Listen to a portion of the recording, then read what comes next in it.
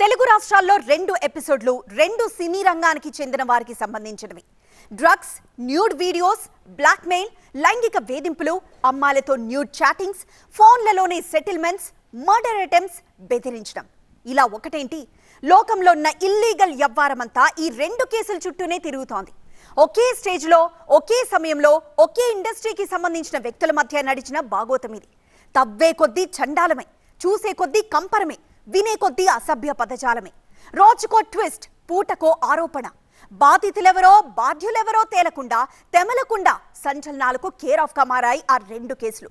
Latest గా మరో 2 కేసులు నమోదయ్యాయి. ఇంతకు లేటెస్ట్ కేసులు ఎవరిపై, ఎందుకు? రాజ్ తరుణ్, లావణ్య మధ్యలో మస్తాన్ సాయి ఇదో ఎపిసోడ్. జానీ, సృష్టి వర్మ మధ్యలో శేఖర్ భాష ఇది మరో ఎపిసోడ్.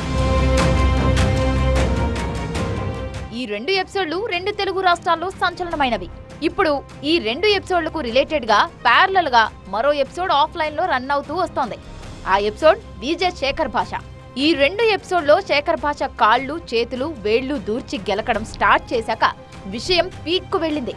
ఇన్సైడ్ గా సాగిన మసాలా దృశ్యాలు టన్నులు కొద్దీ బయటపడుతూ వచ్చాయి. రాజ్ తరుణ్, లావణ్య ఎపిసోడ్లో రాజ్ తరుణ్ కు మద్దతుగా శేఖర్ ఇంటర్వ్యూలు ఇవ్వడం, జానీ, సృష్టి వర్మ ఎపిసోడ్లో జానీకి సపోర్ట్ గా నిలుస్తూ వచ్చాడు శేఖర్ భాష. ఓ ఛానల్లో లావణ్య, శేఖర్ లైవ్ లో కొట్టుకున్న దృశ్యాలు అప్పట్లో సంచలనమయ్యాయి. ఇలా సాగుతూ వచ్చిన రచ్చ ఇప్పుడు మరో మలుపు తీసుకుంది. శేఖర్ భాషతో తనకు ప్రాణహాని ఉందంటూ గతంలో లావణ్య కేసు పెడితే లేటెస్ట్ గా తన కాల్ రికార్డును లీక్ చేసి తన వ్యక్తిగత పరువుకు భంగం కలిగించాడంటూ కొరియోగ్రాఫర్ సృష్టి వర్మ పోలీసులకు కంప్లైంట్ ఇచ్చింది. దీంతో విషయం మరింత ముదిరింది. రాజ్ తరుణ్, లావణ్య ఎపిసోడ్లో బాధితులెవరు, బాధ్యులెవరు ఇంకా తేలలేదు. ఇంతలో Mastan Sai nude video, blackmail దందా బయటకు రావడం అందర్నీ కంగు తినిపించింది. సేమ్ మాస్టర్ జానీ, కొరియోగ్రాఫర్ సృష్టి వర్మ కేసులో బాధితులెవరు, బాధ్యులెవరు ఇంకా తేలలేదు. కానీ ఇంతలో శేఖర్ భాష లీకింగ్ దందా లీక్ కావడం సంచలనమైంది. డ్రగ్స్, న్యూడ్ వీడియోలు, బ్లాక్మెయిల్, అమ్మాయిల న్యూడ్ కాల్స్, డ్రగ్స్, లైంగిక వేధింపులు, ప్రాణహాని కేసులు, ఇలా ఒకటేమిటి ఎక్కడా లేని డట్టి అవ్వరమంతా ఈ కేసుల చుట్టూనే తిరుగుతోంది. రోజు రోజుకు అనేక మలుపులు తిరుగుతోంది. ఓవైపు లావణ్య చేసిన ఫిర్యాదుపై విచారణ జరుగుతుండగా ఇప్పుడు శేఖర్ భాషపై కొరియోగ్రాఫర్ సృష్టి వర్మ పోలీసులకు ఫిర్యాదు చేశారు. అతనిపై నార్సింగ్ పోలీస్ స్టేషన్లో ఫిర్యాదు చేసింది. జానీ మాస్టర్ కేసులో విచారణ జరుగుతుండగా తన వ్యక్తిగత కాల్స్ రికార్డ్ లీక్ చేశాడని సృష్టి వర్మ తన ఫిర్యాదులో పేర్కొన్నారు. తన పరువుకు భంగం వాటిల్లేలా కొన్ని యూట్యూబ్ ఛానల్స్ లో శేఖర్ భాష మాట్లాడారని, ఉద్దేశపూర్వకంగా దురుద్దేశంతో ప్రైవేట్ కాల్స్ రికార్డులను లీక్ చేశాడని సంచలన ఆరోపణలు చేశారు. అంతేకాకుండా శేఖర్ భాష వ్యక్తిగత మొబైల్తో పాటు అతని ఎలక్ట్రానిక్ వస్తువులను సీజ్ చేయాలని కోరింది. సృష్టి వర్మ ఫిర్యాదుతో శేఖర్ భాషపై BSN act section 79, 67, IT act 72 కింద కేసు నమోదు చేశారు. మరోవైపు లావణ్యను ఉద్దేశపూర్వకంగానే డ్రగ్స్ కేసులో ఇరికించారని, ఇటు మస్తాన్ సాయి, శేఖర్ భాష సన్నిహితులని వారిద్దరూ మాట్లాడుతున్నట్టు ఓ ఆడియో వెలుగులోకి వచ్చినట్టు టాక్. ఇటువంటి పరిస్థితిలో శేఖర్ భాషపై మరొక కేసు నమోదైంది. అంతేకాదు మస్తాన్ సాయితో తనకు ప్రాణహాని ఉందంటూ లావణ్య ఇప్పటికే కేసు ఫైల్ చేసింది. అయితే లావణ్య ఆరోపణలను తిప్పికొట్టాడు శేఖర్ భాష.